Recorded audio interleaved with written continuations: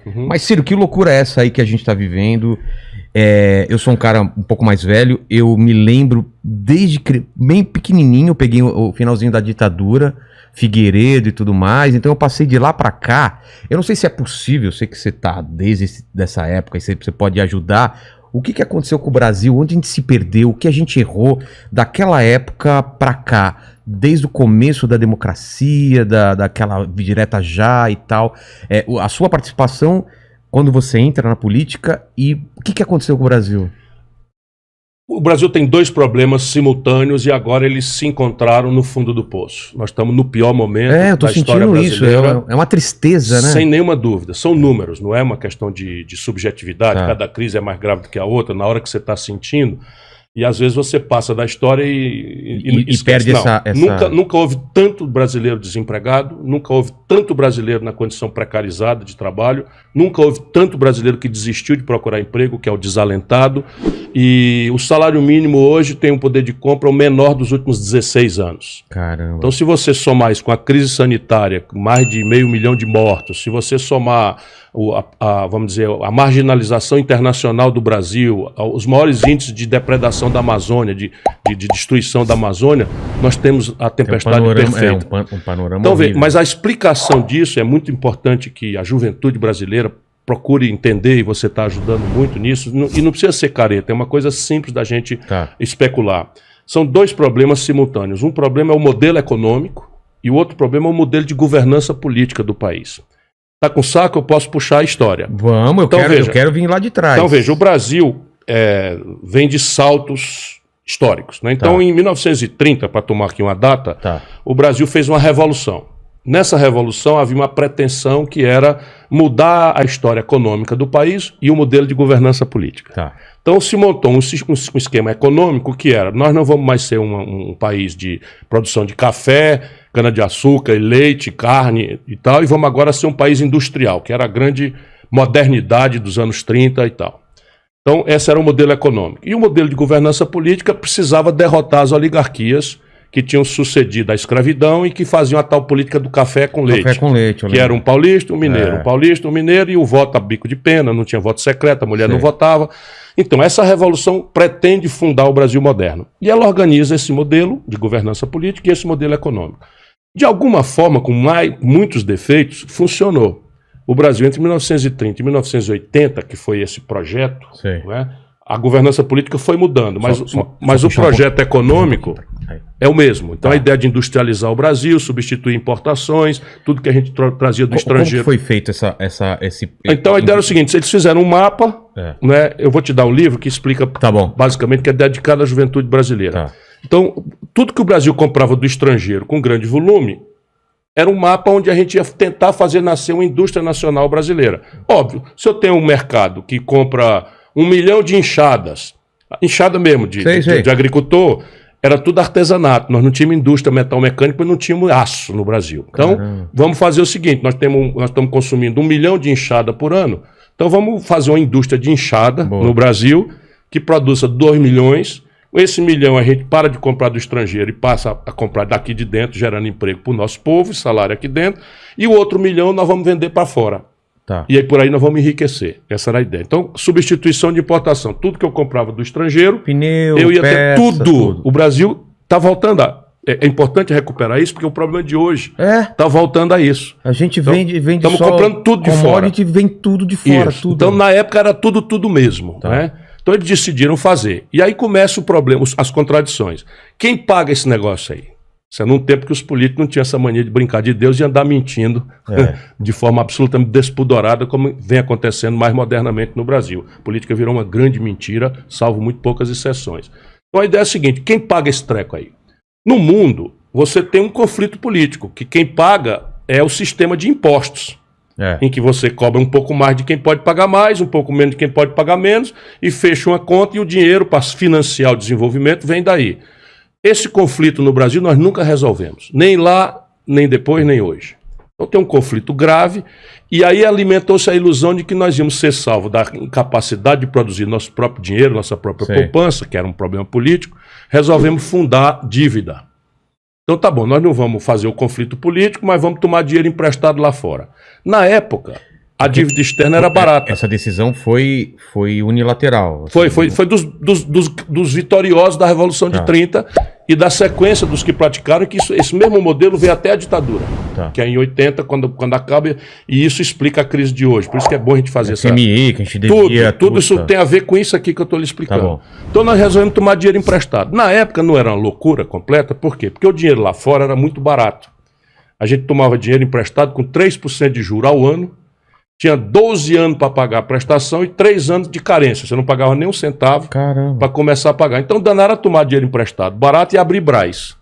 Então, nasceu a Petróleo Brás, a Eletricidade Brás, a Eletrobras, Petrobras.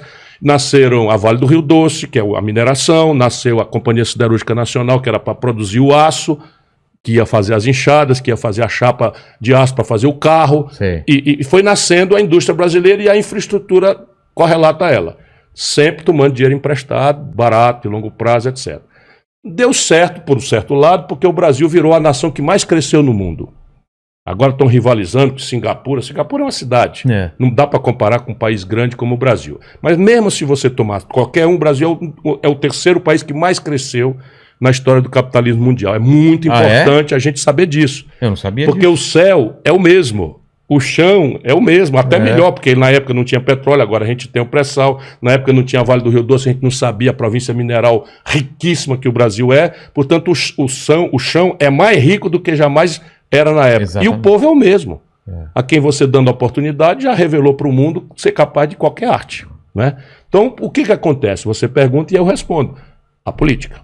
Então, o modelo econômico e o modelo. Então, por que esse modelo...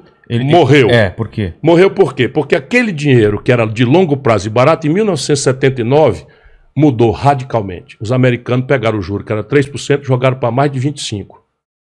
E todos os países que dependiam de dinheiro de fora para sobreviver, quebraram, que apartaram em banda. Então essa é a primeira razão. A segunda razão, tem a ver com o drama de hoje também, tudo isso tem a ver com o drama de hoje, foi o problema da aceleração da tecnologia.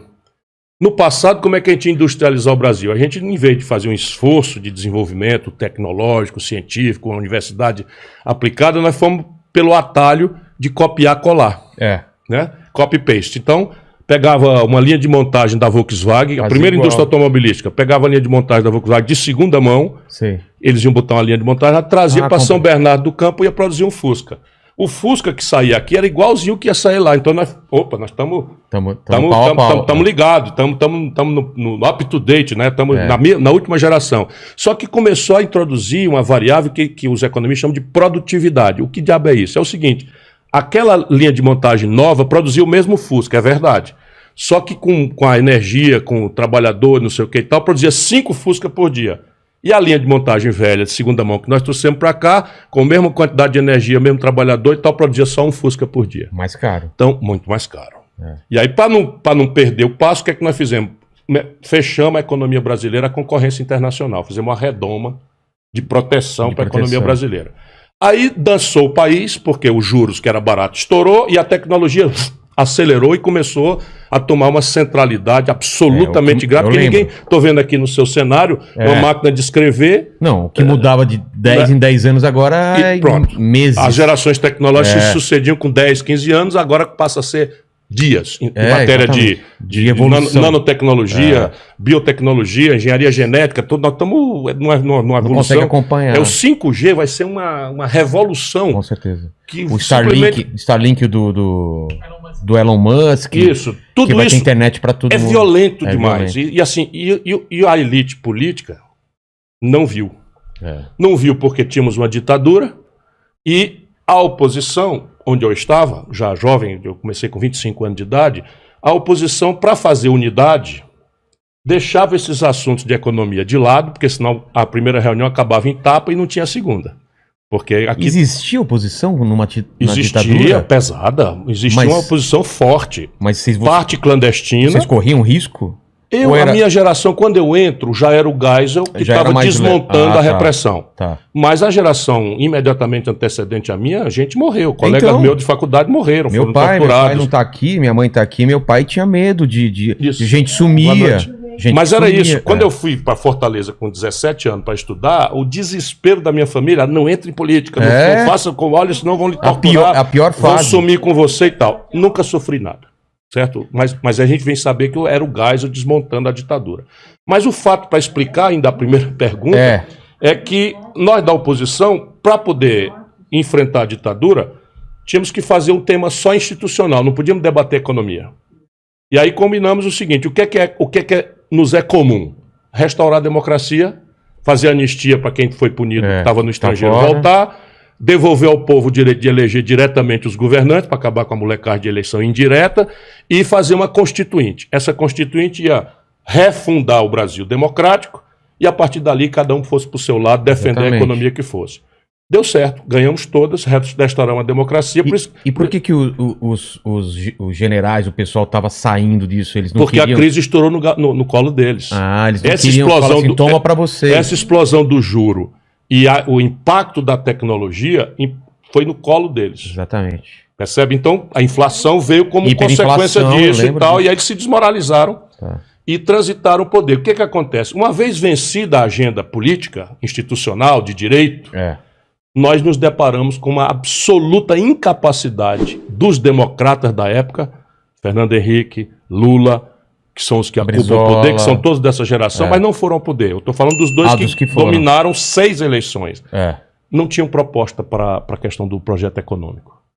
E no mundo veio a onda neoliberal, que nasce na Europa como uma resposta, vamos dizer, da Europa à chegada da China, do Vietnã, do Japão, de Singapura, da Malásia, que vem com um produto industrial dramaticamente moderno, avançadíssimo, sem o custo do estado de bem-estar social europeu. Que aí o produto europeu começa a perder a competição.